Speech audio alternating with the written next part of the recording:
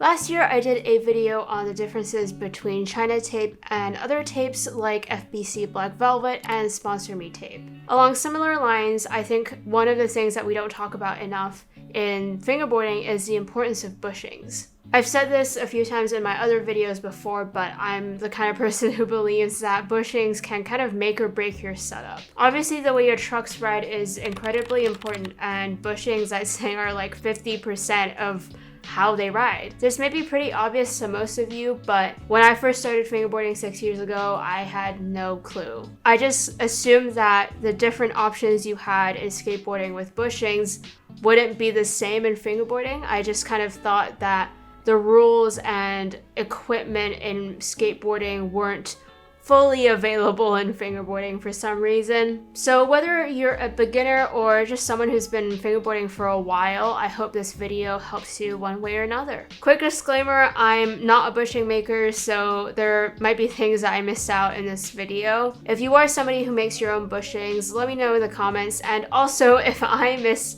anything out, definitely put it in the comments as well. The first bushings I ever bought were Teflon bushings and Team bushings, both from Flatface. Over a few months, I realized I really didn't like the Teflons because they were too hard, and I preferred the Team bushings because they were softer. If any of you are beginners out there, or if you just don't skate, here's a difference between what soft and hard bushings will do. Soft bushings allow for a lot of fluid turning and pretty loose trucks. Hard bushings, on the other hand, create a much tighter truck and turning is much less fluid. If you were to loosen your trucks with hard bushings, you would kind of get jiggly trucks rather than smooth, flowy trucks. Medium bushings, of course, are the middle ground of that, and I think the best place to start. Another thing to take note of is the difference in a O-ring style bushing and bubble bushings. O-rings are much thinner and they're smaller, whereas bubble bushings are bigger. O-rings don't add any height to your trucks, but some of the bigger bubble style bushings might. An example of bubble style bushings are the stock bushings that come with dynamic trucks. Over the last few years, a lot more people have been making bubble style bushings, but I've always preferred O-rings because I don't like too high of a setup. There were a few companies that made lower and smaller bubble style bushings like FBS O-rings, which is a confusing name because they're not O-rings, but they're called O-rings. And there was also Sponsor Me tape backer bushings, the core signature bushings. There's one bubble bushing at the bottom and an O-ring style bushing on the top, and these were made specifically for wide trucks, which perfect for me. Most companies out there who offer bubble style bushings are companies that only make one type and just one durometer, and you ride that for all trucks, whereas some actually make or shape the bushings specifically for wide trucks, BRTs, or dynamics. So if you're ever buying bushings and you see that some are specifically for BRTs or dynamics, it's just because they're shaped differently. In my experience, it doesn't affect how they ride too much. If you get BRT bushings and you put them in wide trucks, that's fine. Some people probably will disagree with me, but I've done it and I don't think it makes too big of a difference.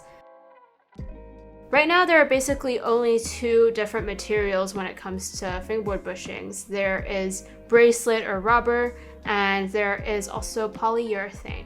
Bracelet bushings are called that because they're made out of the rubber bracelets that you can get pretty much anywhere. Most companies offer bracelet bushings because they're more affordable both to produce and for the customer. So for example, Doom Lagoon offers $2 bushings, and he's able to offer that because they're really cheap to make. However, there are companies like Zainshit and Southsoft that actually use polyurethane and they cast their own bushings. These are much more professionally molded and they actually make their own mix of material, so they do come at a much higher cost. You can also mix your own silicone, which is the same material as the bracelet bushings.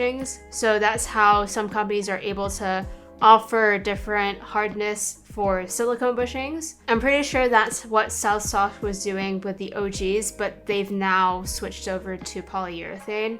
From all the bracelet bushings I've tried, they've pretty much felt the same. I mean, that's just because they are made from the same material and the same method. However, like I said, because some people can mix their own silicone, they can offer softer bushings than others. But there are also companies out there who just simply source their bracelets from different places. So there might be one company that uses bracelets from 3 different manufacturers, and that's how they're able to offer different durometers. So how can you tell the difference between good or bad bushings? Well, there's basically 2 things. It's responsiveness and durability. Low quality bushings will break pretty quickly. I've tried so many bushings from smaller companies and I've been able to tell that they're just not good quality just by the look of them, but then they break within like 2 or 3 sessions.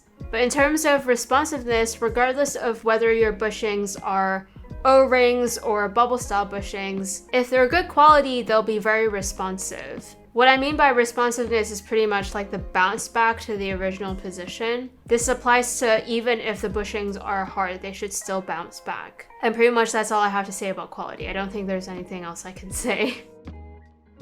So my personal preference is loose trucks. That's just something I've preferred since I started fingerboarding. It wasn't until these last 6 months that I found out about South Soft and Zaneshet. And before I had backer bushings, I had FBS O-rings, and those were the only bushings that I really enjoyed. They were like the green ones. When they stopped selling the O-rings, I still hadn't found Sponsor Me tape, so I didn't have options, and I tried to recreate loose trucks with hard bushings in the same way that soft bushings would feel. And for some reason, I just thought that if I had my trucks as loose as possible, then I would be able to recreate that feeling, but it just didn't work and I was totally wrong. So yeah, over the years, I've become very grateful for the different options of bushings out there. I've never actually tried the new urethane South Softs. I've only had the OGs, and those are silicone. I still really love them though, and they do actually make them in different shapes or molds for different trucks.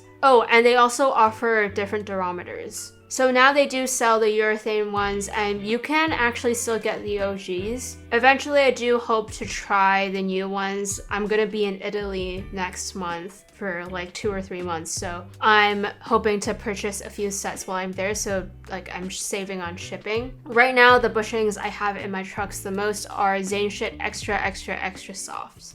I'm very lucky in that they do give me a hookup. I'm not sponsored by them or anything, but if there's anything I ever need, they're very happy to send it to me, which I'm very grateful for because they don't need to do that. Eventually, when I do try the new South Soft bushings, I'll maybe do a comparison video between the two because they're both urethane molded and casted bushings, so it'll be an interesting comparison. But yeah, that's pretty much it. I'm curious to know what your thoughts on bushings are and where you stand on whether they actually affect your setup. And also let me know what your favorite bushing companies are right now. Something I keep forgetting to ask you guys to do is to like, comment, and subscribe. But if you do enjoy my content and you're not yet subscribed, it would really help out if you did. And according to all the other people I watch on this platform, apparently it helps if you comment on my videos. So help me beat the algorithm, I guess. But aside from that, thank you so much for watching, and I'll see you in the next video.